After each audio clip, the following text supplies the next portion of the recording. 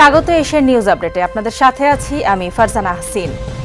আগামী ফেব্রুয়ারির প্রথমার্ধে অবাধ, সুষ্ঠু, অংশগ্রহণমূলক ও উৎসব মুখর জাতীয় সংসদ নির্বাচন আয়োজনে সরকারের প্রতিশ্রুতির কথা পুনর্ব্যক্ত করেছেন প্রধান উপদেষ্টা অধ্যাপক মোহাম্মদ ইউনূস। মঙ্গলবার রাষ্ট্রীয় অতিথি ভবন যমুনায় নেদারল্যান্ডসের আন্তর্জাতিক সহযোগিতা বিষয়ক ভাইস মিনিস্টার পাসকাল গ্রোটেনহুইসের সঙ্গে সৌজন্য সাক্ষাতে তিনি এই কথা বলেন। বৈঠকে অধ্যাপক ইউনূস বলেন, স্বৈরাচারী সরকারের অধীনে অনুষ্ঠিত ৩টি কারচুপির নির্বাচনে ভোট দিতে না পারা রেকর্ড সংখ্যক নতুন ভোটার এবার ভোটাধিকার প্রয়োগ করবেন। ডাচ ভাইস মিনিস্টার বাংলাদেশের নির্বাচন প্রস্তুতির প্রশংসা করে বলেন, অন্তর্বর্তীকালীন সরকারের হাতে প্রস্তুতির জন্য সময় ছিল খুব সীমিত, তারপরও তারা উল্লেখযোগ্য অগ্রগতি অর্জন করেছে। বৈঠকে কৃষি, বাণিজ্য ও বিনিয়োগ, প্রযুক্তি, যুব উন্নয়ন এবং তরুণ ও নারী উদ্যোক্তাদের জন্য সামাজিক ব্যবসা তহবিল গঠনের সম্ভাবনা সহ বিভিন্ন ক্ষেত্রে সহযোগিতা সম্প্রসারণের বিষয়ে আলোচনা হয়।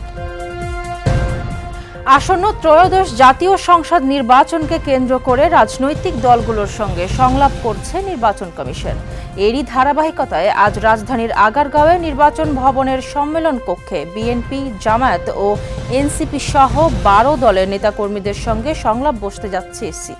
সকাল 10:30 থেকে দুপুর 12:30 পর্যন্ত জামায়াতে ইসলামী, বাংলাদেশ মাইনরিটি জনতা পার্টি, ইনসানিয়াত বিপ্লব, জাতীয় নাগরিক পার্টি, গণসংহতি আন্দোলন ও জাতীয়তাবাদী গণতান্ত্রিক আন্দোলনের সঙ্গে সংলাপে বসবে ইসি। পরে দুপুর 2টা থেকে বিকেল 4টা পর্যন্ত বিএনপি, বাংলাদেশ জাতীয় পার্টি, গণ অধিকার পরিষদ, নাগরিক ঐক্য, বাংলাদেশ রিপাবলিকান পার্টি ও বাংলাদেশের সমাজতান্ত্রিক দলের সঙ্গে মতবিনিময় করবে।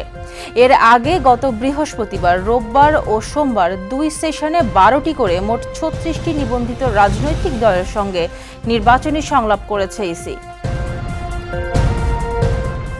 এবার আন্তর্জাতিক প্রসঙ্গ। লেবাননের দক্ষিণাঞ্চলে ফিলিস্তিনি শরণার্থী শিবির আইন আল হিলাওয়াতে ইসরায়েলের চালানো ড্রোন হামলায় কমপক্ষে 13 জন নিহত হয়েছে।